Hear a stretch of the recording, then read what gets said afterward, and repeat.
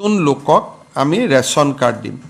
কাৰণ এইবাৰ অৰুণোদয় পাবৰ কাৰণে ৰেচন কাৰ্ড অতিকে জৰুৰী ৰেচন কাৰ্ড নহলে অৰুণোদয় নাপাব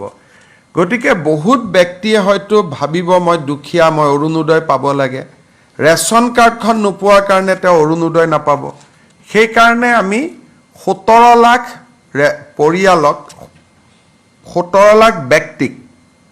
আমি নতুনকৈ ৰেচন কাৰ্ড দিবৰ কাৰণে সিদ্ধান্ত লৈছো এই আঁচনিখনো আমি 19 তাৰিখে আৰম্ভ কৰিম অৰ্থাৎ যি মিটিং হ'ব অৰুণোদয় আৰু ৰেচন কাৰ্ডৰ কাৰণে যুটীয়া মিটিং হ'ব আপোনালোকে এই মাহৰ 19 তাৰিখে আমি চৰকাৰৰ দুটা ফ্লেগশিপ স্কিম আৰম্ভ কৰিম অসমৰ 126টা সমষ্টিতে একোটা অনুষ্ঠান হ'ব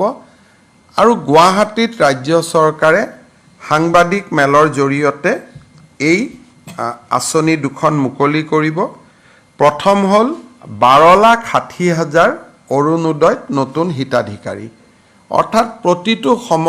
সমষ্টিটোৰ আয়তন হিচাপত কৰবাত 500 বেছি কৰবাত 500 কম অলমোস্ট 10,000 কৰি আমি নতুন হিতাধিকাৰীক সংলগ্ন কৰিম আৰু পুৰণি হিতাধিকাৰী সকলৰো তেওঁলোকে যি পাই আছে সুবিধা তাত এটা নতুনকৈ ৰিভিউ বা সমীক্ষা হ'ব এই গোটেই কাৰ্যসূচীটো আমি 19 সেপ্টেম্বৰত আৰম্ভ কৰিম আৰু আমি 10 জানুৱাৰীৰ ভিতৰত প্ৰপত্ৰ সিলেক্ট কৰা ফাৰ্স্ট ইনষ্টলমেন্ট আমি যাতে 10 জানুৱাৰীত দিব পাৰো সেই ধৰণে অৰুণোদয় 3.0 আমি 19 তাৰিখে সূচনা কৰিম বা আমি আৰম্ভ কৰিম এই উপলক্ষে অসমৰ 126টা সমষ্টিতে 126খন মিটিং হ'ব যত মন্ত্ৰী বিধায়কসকল উপস্থিত থাকিব আৰু গুৱাহাটীৰ পৰা মই আপোনালোকক নিমন্ত্ৰণ কৰি গোটেই আঁচনিখনৰ বিষয়ে মই বুজাই দিম কিন্তু 126টা সমষ্টিতে ইয়াৰ একোটা অনুষ্ঠান আমাৰ মন্ত্ৰী বিধায়কসকলে কৰিব আৰু আমি এই অনুষ্ঠানত যোগ দিবলৈ বিৰোধী পক্ষৰ বিধায়ক সংসদসকলকো আমি আমন্ত্ৰণ জনাম দ্বিতীয়তে আমি অহা 19 তাৰিখৰ পৰা 17 লাখ নতুন লোকক আমি ৰেচন কাৰ্ড দিম কাৰণ এইবাৰ অৰুণোদয় পাবৰ কাৰণে ৰেচন কাৰ্ড অতিকে জৰুৰী ৰেচন কাৰ্ড নহলে অৰুণোদয় নাপাব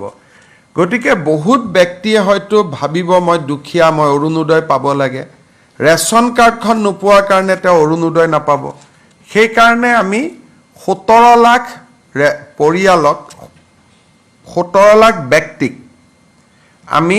নতুনকৈ ৰেচন কাৰ্ড দিবৰ কাৰণে সিদ্ধান্ত লৈছো এই আঁচনিখনো আমি 19 তাৰিখে আৰম্ভ কৰিম অৰ্থাৎ যি মিটিং হ'ব অৰুণোদয় আৰু ৰেচন কাৰ্ডৰ কাৰণে যুটীয়া মিটিং হ'ব আপোনালোকে